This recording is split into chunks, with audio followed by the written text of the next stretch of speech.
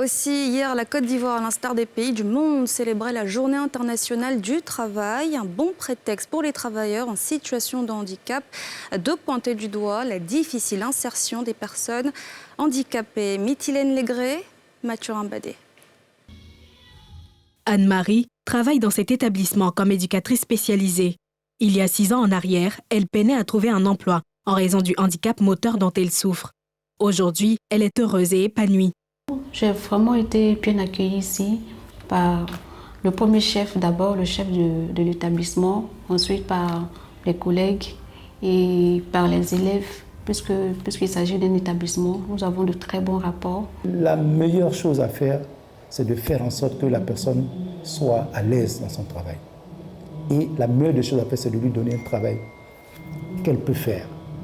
Voilà, un travail accessible.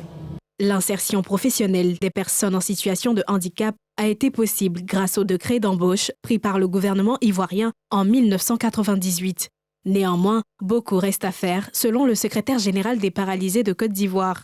Depuis 1998 jusqu'à aujourd'hui, il y a plus de 1000 personnes en situation de handicap qui ont intégré la fonction publique. Mais par contre, il y a des ministères qui refusent d'accepter les personnes en situation de handicap.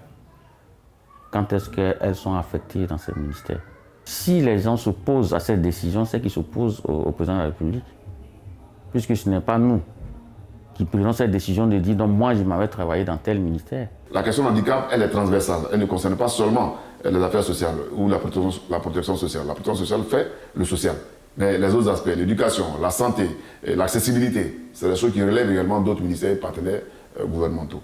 Donc, ce que nous souhaitons justement, c'est que ces choses-là soient rapidement mises en œuvre et, bien entendu, que le milieu associatif soit renforcé.